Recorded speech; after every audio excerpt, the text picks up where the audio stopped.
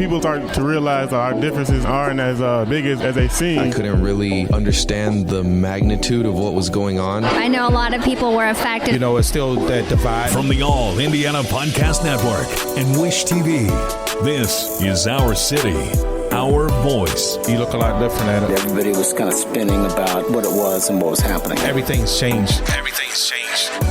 Student athletes across the nation participated in National Signing Day. News 8's Felicia Michelle speaks to News 8 contributor Emil Ekiyor about how it expands beyond athletes. Looking for ways to save on your energy bills? AES Indiana has you covered. From smart thermostats to home energy assessments, we offer simple solutions to keep your home comfortable and your costs down. AES can help you save money and energy with kits, tips, rebates, and more.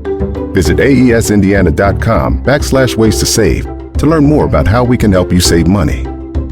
AES Indiana, helping you discover real ways to save. The holidays are all about sharing with family. Meals, couches, stories, Grandma's secret pecan pie recipe. And now you can also share a cart with Instacart Family Carts.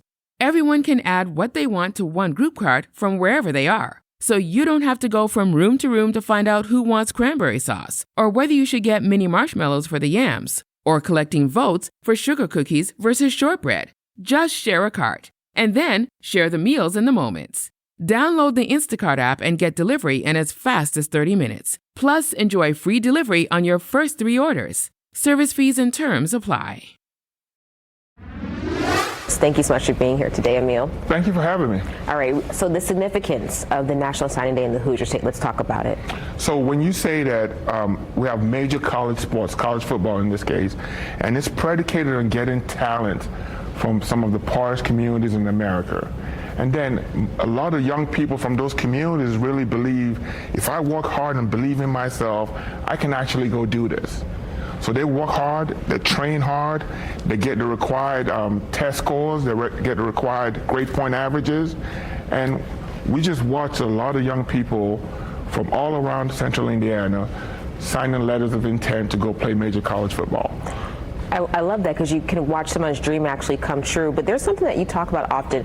You call it invisible talent. What do you mean by that? So again, sports world, right? Notre Dame recruiting a kid from the Far East Side. Normally Notre Dame is not on the Far East Side, but they made it a point to find that student athlete, recruit him. That student athlete met all the requirements to get into Notre Dame, which isn't easy, right? So that talent normally is not seen, right?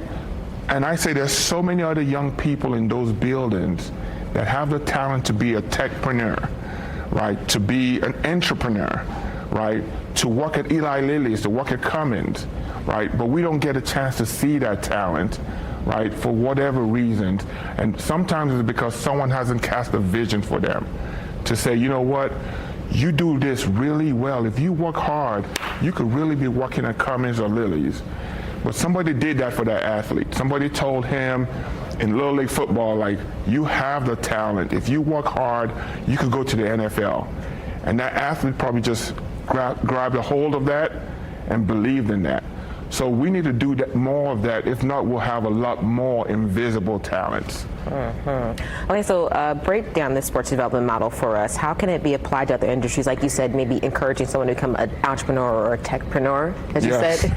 So when I go, I spend a lot of time, I just love athletes, love coaching. When I walk in a lot of buildings in Marion County, if it's Lawrence Township or Wayne Township or Warren Township or Washington Township, a lot of times they can tell you, hey, look, we have this 4th grader, and this kid is going to be a bad boy in high school, and he has a chance to go play college, right? Whether it's basketball or it's football, we've created systems that allows us to identify athletes at a young age because we have Little League football, Little League basketball, AAU, 7-on-7 camps. And the recruiting starts even earlier than it ever did before. Exactly. So the talent has been identified at a very young age, and then the community nurtures that talent. People volunteer to train them. People share with them how good they can be. But we don't do that in other industries. We don't do that when we see a kid that speaks very well, that is opinionated. We don't say, you know what, you're going to be a great lawyer one day, and here are the things you need to do. We have law camps for you to go to, right? We have law weightlifting for you to do, right? We don't do that in those other industries, and we need to, because that's what inspires young people to see more of themselves, right? So when we say the talent progression system that athletics has created that can be replicated in other industries, we need to look at that and look at that very hard, and we are actively trying to do that here in our city. I'm glad you pointed that out. Let's talk about how you can actively do that and create these parallel systems in Marion County. So we have schools here, and there's a term called Journey of a Graduate, where they're trying to say, if we spot a kid in first grade or second grade that is really good in math or speaks really well, we can begin casting that vision with young people. So schools are actually trying to create that model on how we really prepare kids to compete. When they walk out of the doors in high school, they're ready to compete for good paying jobs. Today, in our city, we have kids that are walking out the doors in high school and are ready to go to the NBA. They just have to go spend 1 year in college first because of the rules. So we say high school to the pros.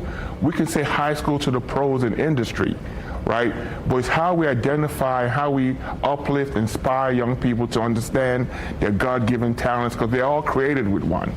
Absolutely, and I know the community involvement is very important. So if you're able to help, you should help. Wish TV contributor Emil Ekiyor, thank you so much for your time and also for pointing out we need to see that invisible talent. We really appreciate you. Thank you so much. Thank you for having me today. Discover more at wishtv.com. And when you follow Wish TV on Facebook, check out more podcasts from the All Indiana Podcast Network now at allindianapodcastnetwork.com.